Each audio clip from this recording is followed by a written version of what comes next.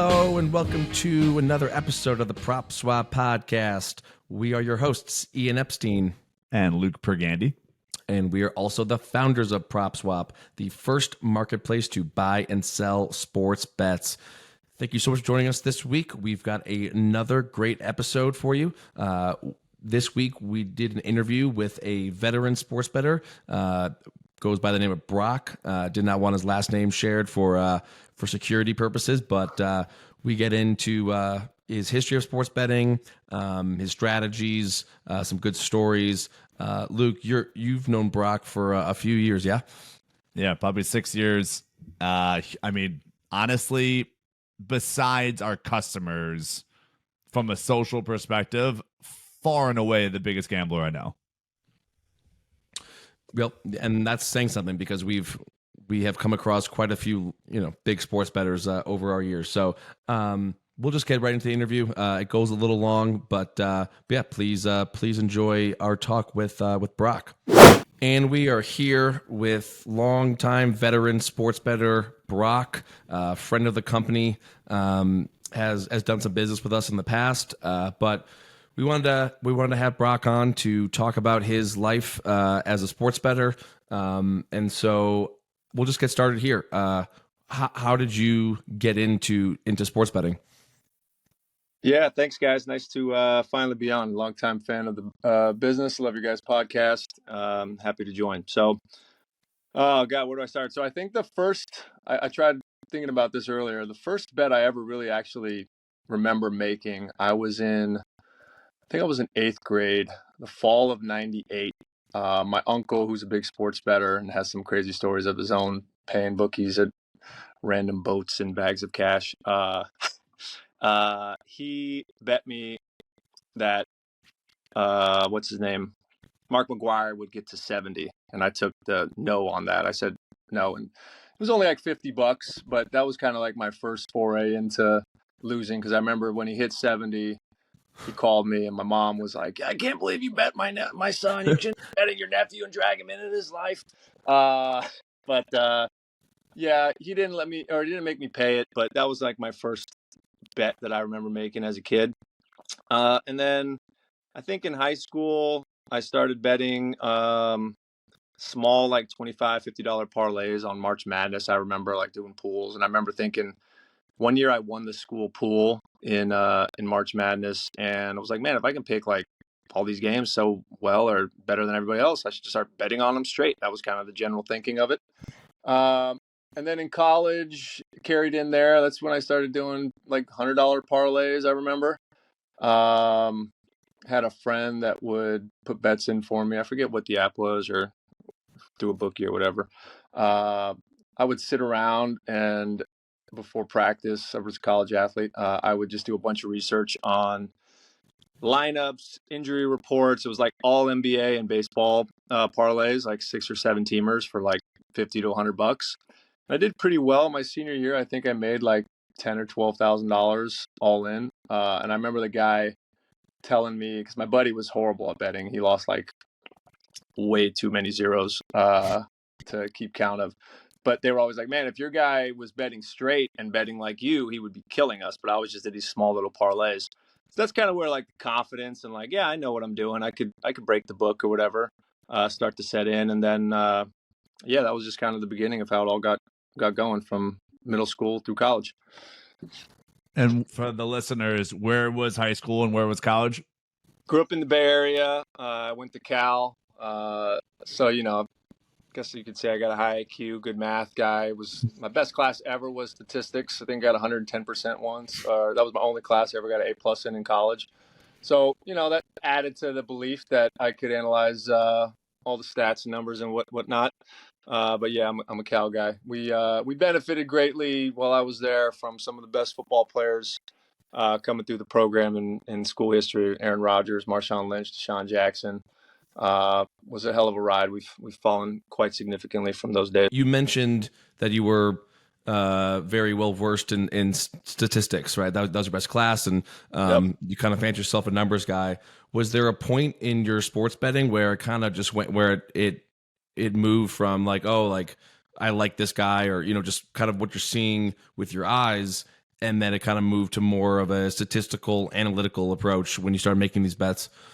Yeah, I think I mean, for a lot of people and just casual bettors out there, like you're going to want to bet your team, right? You're not looking at analytics or batting averages versus a certain pitcher or weather forecast or how the ball travels at night versus daytime. Like all of those things for an average person, like they're not really taking any of that in consideration. They might throw $25 on their team. It could be the Mets or the Reds or the 49ers or whoever, right? They're just betting on players. And if they're betting on statistics, right, like they probably take the over as an average fan on like Christian McCaffrey yards because they want to root for that in a game. It's kind of like fantasy.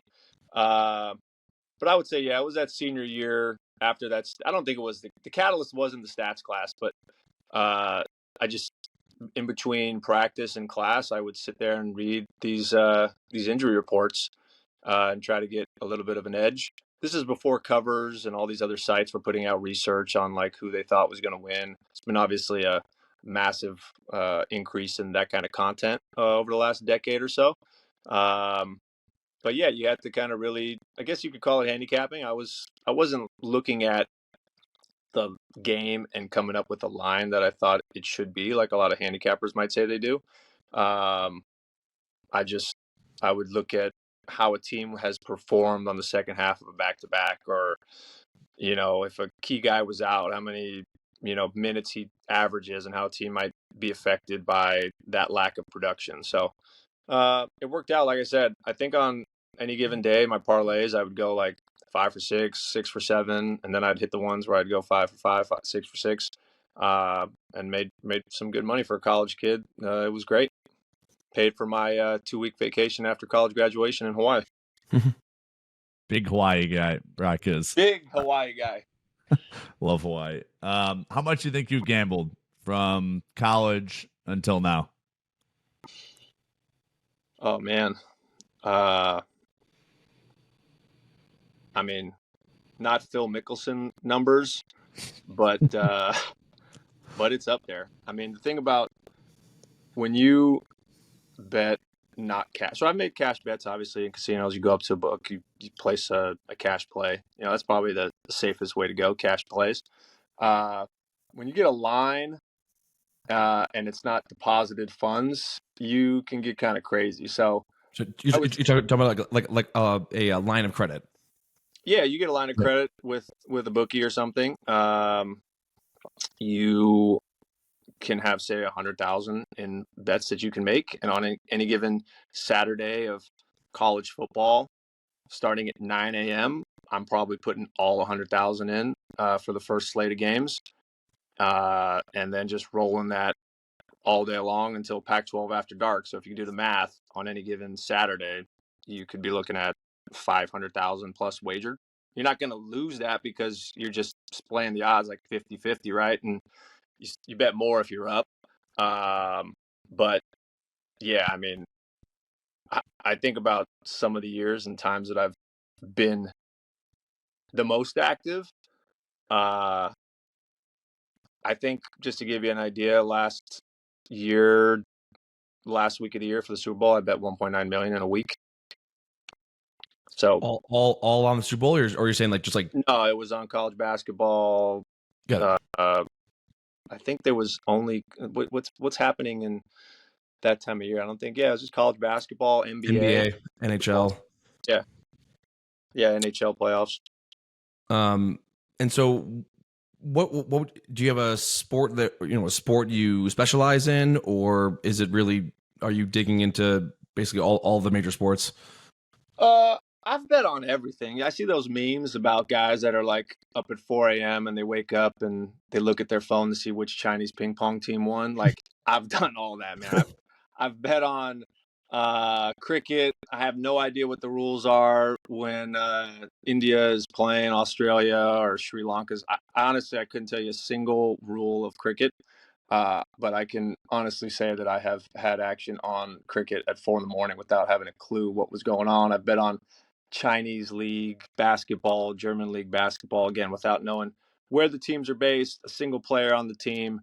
Just really looking at statistics kind of comes into play, like quick calculations of, okay, if I'm betting on the over of this game, how much time is left in this quarter. Like I've bet on a third quarter in a Guangzhou basketball game. Like I like, and there's some sick rationalization that goes into why I'm taking one side of it. But at the end of the day, you can't really bet that much on those kind of bets live. Yeah. But it's really just like it's got to go over or under. There's only two definite outcomes, so roll it and see how you do. But yeah, I've bet on everything. Tennis, big live tennis better. If the favorite, like Djokovic, loses the first set, hammer Djokovic live, you're getting way better odds than pre-match. You know, see golf. I bet golf tournaments live. One of my theories on golf is like when you look at the first round or second round and look at the live odds, go with like the fourth guy on the list because the favorite, you're never going to hold the lead for the full 4 rounds. Fourth guy probably has some value. So I mean, we can get into all kinds of crazy Yeah. this stuff, but yeah, it's just safe to say I bet on everything. Yeah, well, I want to come back to the live betting kind of hedging strategy that I know we talked about offline, but I was curious. Do you work with anyone else? In terms of like pooling information. Billy Walters, his new book came out recently, and he's been in the news, and he was in a group, and people kind of contributed different information, to help create their picks. Do you work with anyone else, or is it all just kind of like solo digging into the information? I don't use any I have friends, right? That Right. everybody, including Luke, like, hey, where are you at on this? Like, what do you think about this guy's injury, right? If somebody on the Eagles O line is out, like, how do we think that's going to affect this game, right? What are you hearing? What are you feeling? But not, when I start to question myself is when I start to go to that extra information, like I mentioned, covers or Athlon Sports, and I don't want to put plugs into any of these random sites, but there's a lot of content out there. And typically what I'll just type in is like Toledo versus Central Michigan pick. And then there's like 40 articles that pop up and there's a little spiel. And the first 90% of the article is just regurgitating stats. And then like the final paragraph is the guy's actual pick. And honestly, it helps a little bit, but all you're really looking for when you do that is validation for which way you were leaning before you read the content. And if that first article or second article is against that, you just keep looking until you find one that agrees with you, and then you feel safe with your Toledo Maction bet in the snow, taking the over because you think that nobody's going to have any traction. So let's YOLO bet the over.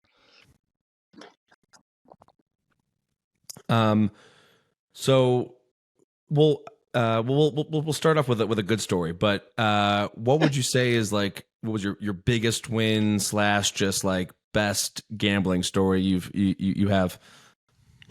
Man, I got some good stories. Gambling, probably the best gambling story is card related, so I won't tell you that one. Maybe we can get into that one if you want to hear a table game story. But the biggest win I ever had, and just one hell of a roller coaster, 2016. I bet baseball all summer, and I would watch the Cubs. They could be down 9-0, and they would come back in the bottom of the ninth and win 10-9. All summer long, that team had some incredible magic. So right when the season ended, I flew to Vegas, went to two books. The win, I shopped around. Anybody listening, definitely suggest you shop around if you want to bet a big futures bet. Don't just fire it online. Go to Vegas. There's, I don't know how many books in Vegas, 40 books. Walk around. They all have different lines. You can shop the best line. Yeah, so that end of that year, I win. I think it was a total of, I think it was a 13K bet and a 12K bet on the Cubs to win the World Series. I think I got them at 4-1, so 25. Paid out 100,000. And if I can recall this correctly, the wild card round, they played the Giants and beat them in 4 pretty handily, my home team. So I'm at parties and guys are all rooting for the Giants, and I'm just sitting there like, Giants, let's go Cubs. And then the next round was the Dodgers, who obviously are not an easy team to take down. They've been stacked for the last decade and probably have the best winning percentage in the last decade in all of baseball. So that was the NLCS. Got through that, and then the infamous series against the Indians, now Guardians. I don't know if they won game one, but everybody knows that they went down 3-1. And I was pretty nauseous, sick to my stomach. It's just like the Indians are going to win the World Series. And one of my best friends is from Cleveland. And, he's a huge Browns fan and Indians fan. And he's got, Cavs tattoos all over his body. And I'm just like, I'm never going to hear the end of this from him. But I just had faith that team was going to come back. So, we won game 5, made it 3-2, won game 4 back in Chicago, or game 6. And then I think the Indians they did. They had home field advantage. So game 7 was in Cleveland, which was a crazy game if you recall it all. Some of the craziest things you'll ever see in a single baseball game happened in that one game. So starting with Dexter Fowler leading off the game with a home run. Not going to see that every day. Then they pulled Kyle Hendricks when he was dealing, and everybody was like, what are they doing? Lester came in to relieve Hendricks and immediately threw a wild pitch, which scored 2 runners from second and third, which you're never going to see 2 runners score on a wild pitch, let alone in the World Series. That was after the Cubs were up 5-1 and were cruising. Mind you, I took my entire family to Tahoe with my 6-month-old son to watch this because I needed to be there in person to cash it in case they won. Or I don't know if I had some weird idea of hedging in game 7 or something. But anyway, took the whole family up to Tahoe. We're sitting in the suite. I'm pacing. I drank an entire case of Evian water. My wife had no idea the bet was on, although she might have figured it out because I literally doused, I think, 36 water bottles during the entire game. So the game gets tied up. As you all know, Rajay Davis comes in, hits a home run off of Chapman. It was the first home run Chapman had given up since he was acquired in the trade at the deadline all year. Hits it off the foul pole. Rajay, not a home run guy. He's on to steal bases. So another crazy thing you will see. And then it goes to extra innings. There was after the rain delay. I mean, just a whole bunch of stuff. Finally, the Cubs won, and it was the biggest relief ever just to finally hit. I mean, I make a lot of futures bets. Luke is constantly telling me to sell them. That was one that I don't think you guys were around in 2016. I might have sold that one when it was down 3-1 for pennies on the dollar. But yeah, they won it, and I flew to Vegas the following week and cashed out, which was amazing. 6 figures. Yeah, but I think that's a good transition though to talk about your hedging strategy in general. Obviously, you didn't hedge that bet, and down 3-1. It's you're not getting great odds on that hedge, but just in general, what is kind of your hedging strategy if you do have one? So you get scorned enough and you lose on some crazy ass comebacks or tip backs or Hail Marys or weird wookie woo woo or whatever Van Pelt says. The safeties to end the game that either puts it over or covers the spread. You lose enough of those in, I don't know what I said, 98. How many years is that? We're talking about 25 years. You believe in hedging heavily. So general strategy is, obviously if you can get out of a ticket entirely and sell it on PropSwap, that's a huge way to go. If you're going game to game, I think we talked about it a little bit earlier. One of my worst beats was the North Carolina-Villanova game. You have an opportunity at halftime in that game. I had North Carolina winning it all on a futures bet, and Villanova was down 7 and was +2 in the second half. I didn't then, but 100% would now take the +2 second half and try to middle it. Any opportunity in an NFL, if you're betting game to game, which we can get into my general thinking on how to bet as a beginner. If you are going to bet every game or game to game and you get an opportunity to middle, just based on the odds always kind of hitting where Vegas says they're going to be, you got to believe, this is statistics, right? the reversion to the mean. So if a team's getting blown out, but Vegas only had it at +7, and you're on the side that's winning, there's probably a good chance they're going to come back and make it closer than the 20-point blowout at halftime. So hedge that for sure. And if you get lucky, you get the middle. If not, you lose the big. Yeah. Yeah, I think your portfolio, it seems like you've shifted more towards futures than straight bets. Why do you think that is? Yeah, a lot of that is due to just the consumption of time. I mean, and also the randomness of outcomes. I mean, the Jags, case in point, yesterday were one of the big teams that people were predicting to dominate in AFC this year. Texans, rookie quarterback. Look at all the other rookie quarterbacks struggling. I forget what they were. They were like 12-point dogs yesterday. What was the line yesterday on the Jags Texans? 12 and a hook. 12 and a hook might be right. 12 and a half.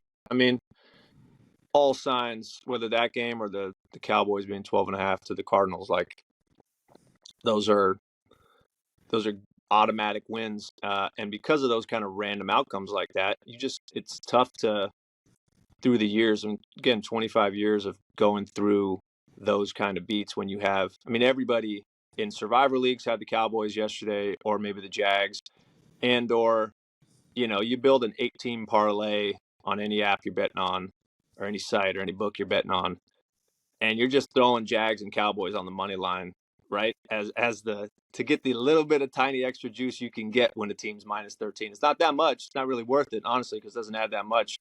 But I mean, all those parlays, teasers, and Survivor, they're all done. So you go through enough of that pain, you start to say, is it really worth trying to guess or the time it takes to bet? Like I said, in college, I'm reading all these injury reports. Like, when you have a family and kids, and it's too much emotionally every week to go up and down. So yeah, shifting to futures bets, there's far less risk and randomness on a weekly basis. If you have a Jags futures bet, you're still very much alive. And yesterday doesn't matter, right? But if you bet in game to game, you're negative 100% on your bet. So if you do your research, sports, there is a big advantage in picking a team you like. I mean, I'm a big Niners fan. The Niners were 10-1 at the beginning of the year. Obviously, they went through what they went through last year. They have one of the best rosters, if not the best rosters this year. The only question mark was Brock's elbow. I think last I saw them, they're down to 6-1. You're immediately in the green. You got a site like PropSwap, you can sell that.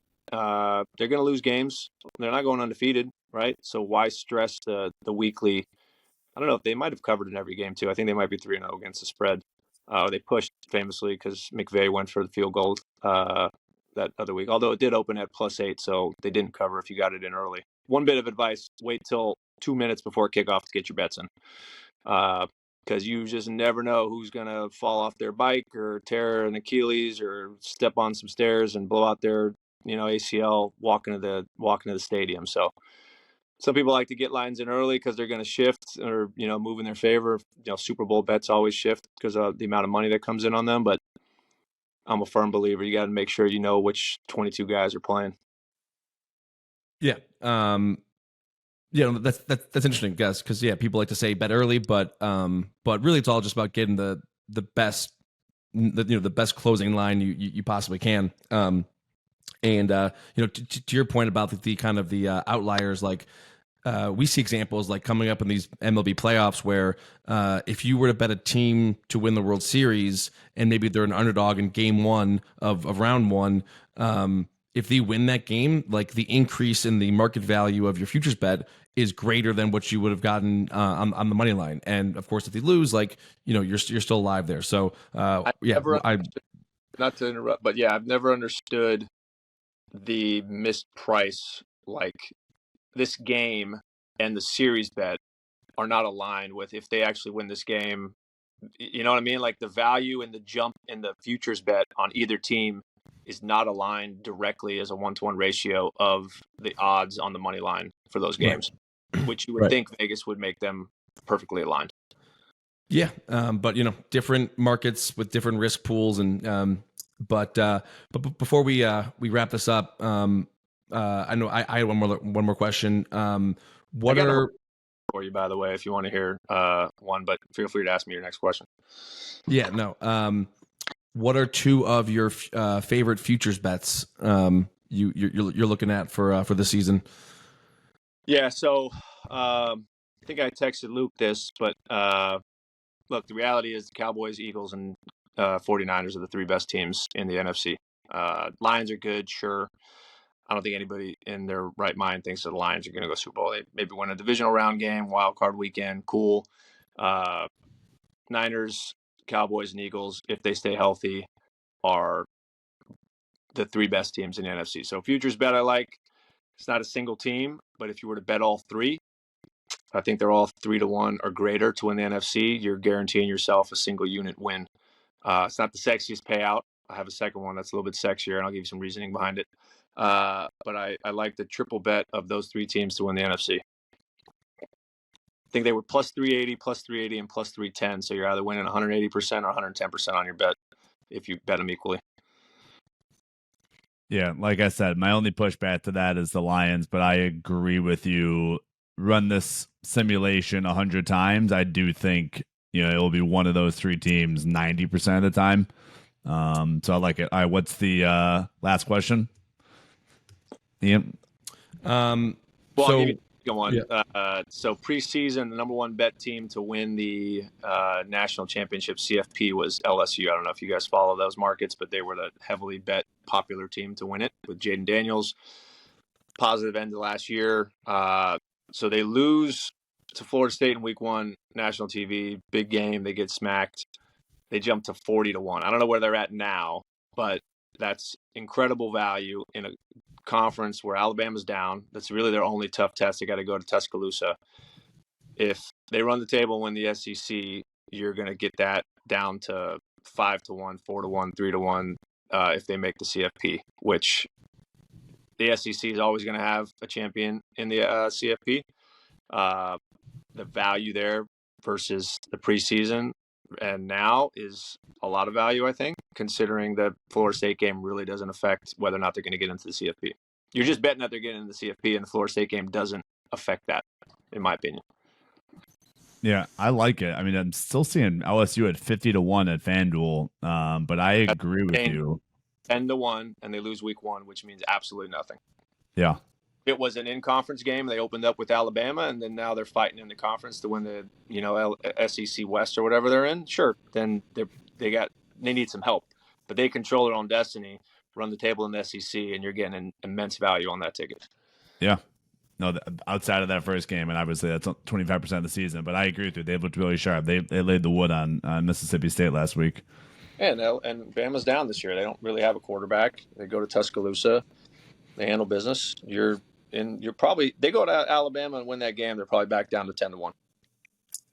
Yeah. So, and this goes back to our earlier conversation. They are currently 5-1 to win the SEC and 50-1 to win the national championship. And to your point, the winner of the SEC is going to have a spot in the playoff. And but yeah, and actually, crazily enough, Alabama has lower odds to win the SEC than LSU does. Alabama's plus 350.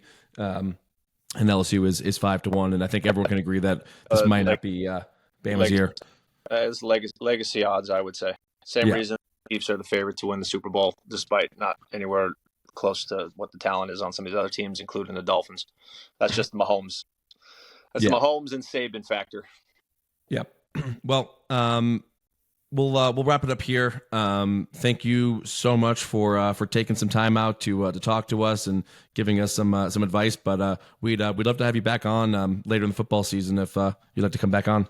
Yeah, I'd love to. Can I leave you with one horrific story? Not mine, but a close friend of mine. So, what was it? 2017 Warriors 73-9. Was it 2017, 2016? Midway through the year, I think they were like plus 110, or they might have been even money to win it all.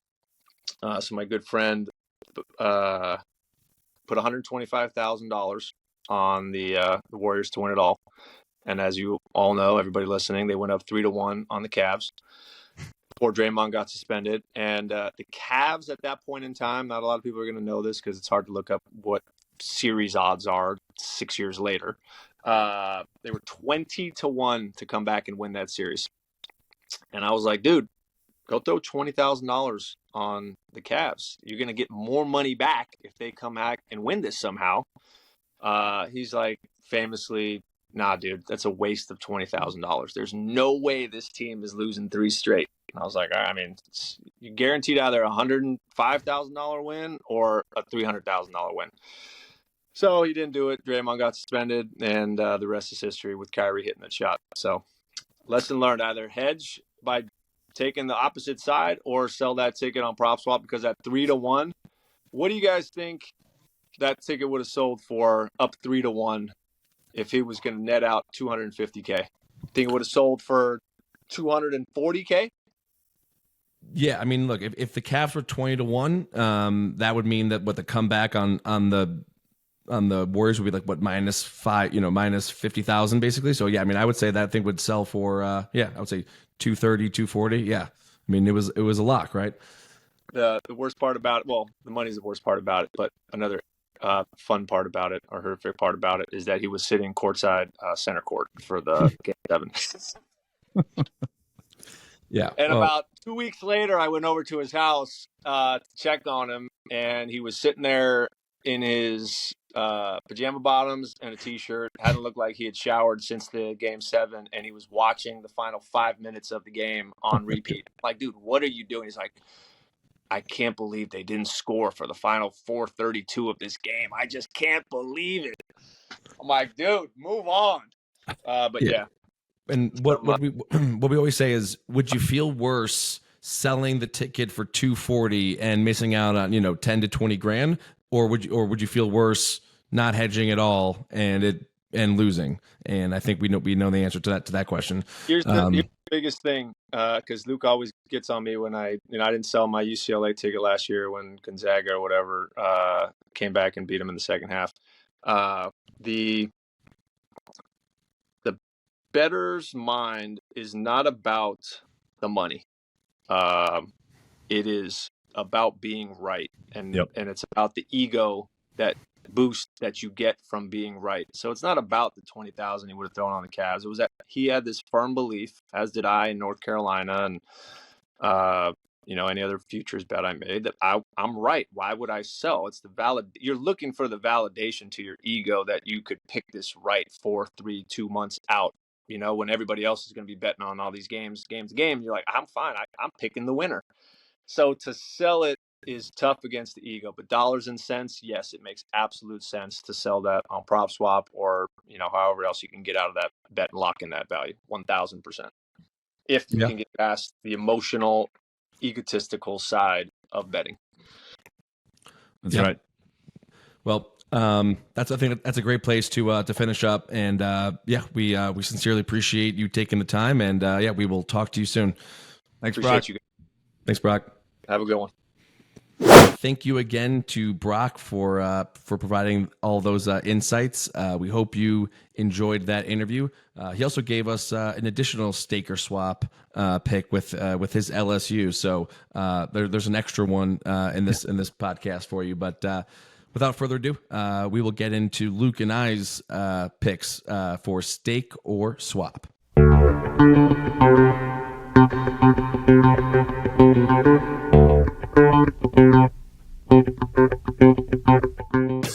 First up, we will be talking a little college football, some more college football.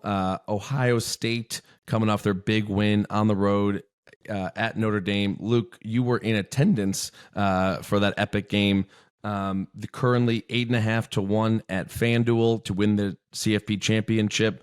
We'll go with you first. Are you staking or swapping the Buckeyes? Yeah. Anyone is interested in watching those highlights, follow me on Instagram. I got some really cool videos and photos of it. It's just Luke Pergande on Instagram. But, watch the full game, of course. Their receivers, I think, were the biggest takeaway from that game. Like, I walked into the game thinking Marvin Harrison Jr. was the best player in college football, and this Egduka guy might even be better than Marvin Harrison Jr., which is crazy. So I'm gonna stake Ohio State to win the national championship. To me, it's pretty apparent it's going to come down to Michigan, Ohio State at the end of the season for who's going to win the Big Ten. So I trust Ohio State more this year because of those flashy receivers, and I think they'll be able to outrun the Michigan defensive backs. So stake Ohio State at plus 850 at FanDuel. I think they go to the national championship. At absolute worst, go to the CFP. You can flip it for 3 times what you paid for it. Yeah, well, I mean, look, Ohio State's had a ton of good receivers come through there in recent years. You know, Chris Olave is doing well in the NFL. Jackson Smith, the Jigba. So, you know, they are wide receiver you for sure. But I'm swapping Ohio State. To your point, exactly right. They gotta beat Michigan, which they have not done the last 2 years. The game is in Ann Arbor this year. Michigan, you know, I realize they haven't played anyone that strong so far, but they've scraped, you know, who they have played, and their defense is crazy good. Ohio State also goes on the road at Penn State, which it's in Ohio State. Yeah. But yeah, I mean, game in Michigan, you know, full disclosure, I am a kind of a Michigan fan. My whole family went to Michigan. So if they lose that game to Michigan, they're not going to go to the Big Ten championship game, and then they're not going to make the playoffs. So for those reasons, I am swapping Ohio State. Moving on, going to switch to a little baseball. The regular season is coming down to the end, and we're going to talk about the Texas Rangers, currently 9-1 to win the World Series at MGM. We've talked about this team before in previous podcasts about the crazy AL West race, and they have kind of taken sole possession of first place, and with some games to go, are the favorite right now to win it. And for that reason, I am staking the Rangers. They have won 5 in a row, and 11 of their last 15. And I always talk about this. It's getting hot at the right time. When we discussed the AL West race earlier and how the Mariners have played themselves into it, I think I did mention how I was like, well, like the Mariners could be peaking a little too early here, right? And maybe, you know, you were saying maybe the Rangers peaked, you know, too early in June, but they are clearly playing some of their best baseball right now. They have the second best run differential in the AL, which again is a stat I kind of love. The Rays are in first at plus 189, and the Rangers are plus 167. And yeah, I mean, if they can pull out this division race, I think 9-1 is good value, and that's compared to, you know, they're 7-1 at DraftKings, 7.5-1 at FanDuel. So kind of one of those rare teams right now where you can actually find a pretty big difference if you price shop. So for those reasons, I am staking the Rangers right now at 9-1. Yeah, I mean, look, this is the PropSwap team of the year in baseball. They were 100-1 to win the World Series, get down to 9-1 now. It's an incredible story. I'm gonna swap. I'm gonna say the Orioles are the PropSwap team in baseball. They're both awesome. It's if you holding a 100-1 Orioles or Rangers ticket and you haven't sold it yet on PropSwap, or at least made a hedge bet, you're a crazy person. It's time. So for that reason, I'm swapping the Rangers. They play the Astros or the Twins in the next round, and they have a losing record versus both of those teams. So yeah, and look, I think one of those 3 teams is going to go to the World Series. I lean Astros, just a little bit more hitting on the other team from Texas, on the Astros. But I firmly believe that it will be Dodgers or Braves winning the World Series. So for those reasons, I'm going to swap the Rangers. All right. So difference of opinions on these picks. So we'll see how that turns out. And then also, yeah, I'm definitely keeping my eye on LSU. So throw that in there in the mix as well. So that will do it for this week's episode. Thank you so much for tuning in. Please make sure to subscribe, leave a rating, and we will talk to you next week.